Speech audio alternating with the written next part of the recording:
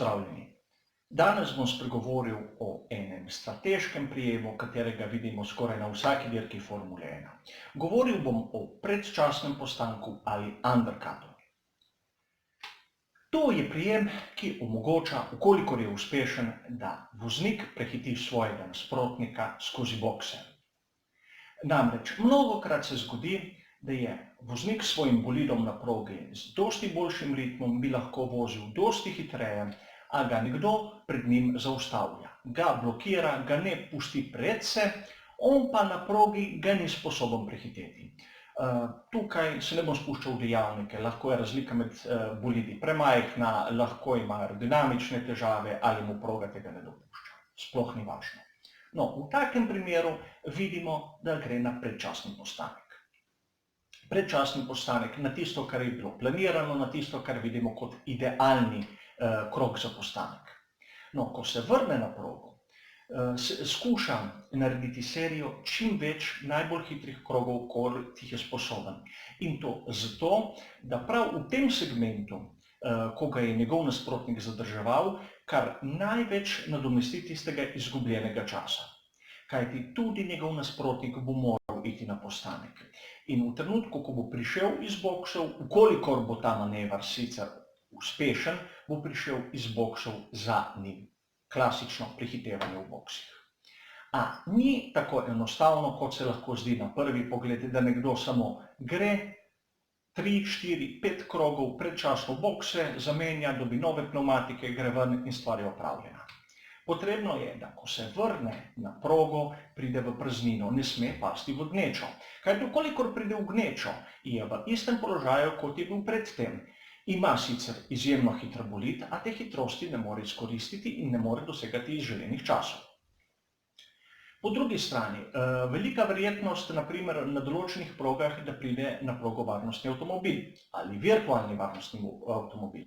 V tem primeru je tisti, ki je čakal več krogov na dirki, v bistveni prednosti, kajti hitrost se zmanjša. Ukolikor se zmanjša hitrost, je tudi ta postanek v boksu relativno krajši.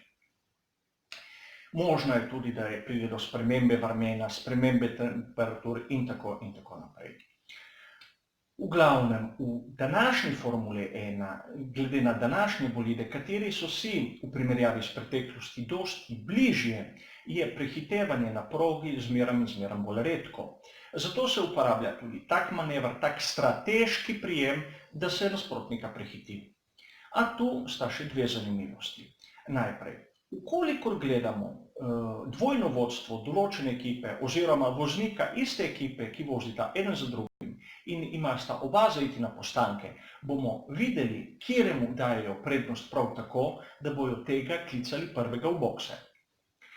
Po drugi strani, kako se lahko preseneti nasprotnika z predčasnim postankom? Enostavno tako, nasprotnik je spredaj.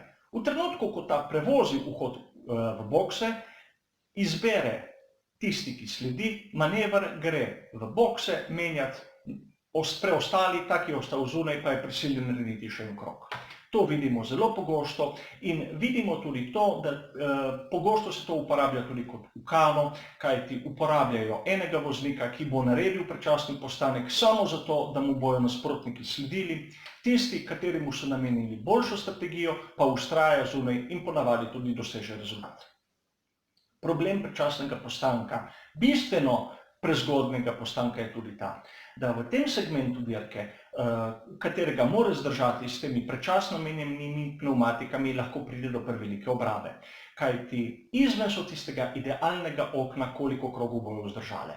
Zato tudi vidimo, kot smo videli na mnogih dirkah, da taki vozniki potem v zaključnih fazah tega segmenta vozijo bistveno počasneje, kajti njihove pnevmatike so pri koncu. Čeprav zgleda predčasni postanek, ta strategija undercuta, na prvi pogled zelo enostavna, sem samo s tem kratkim orisom pokazal, da temu ni prav tako.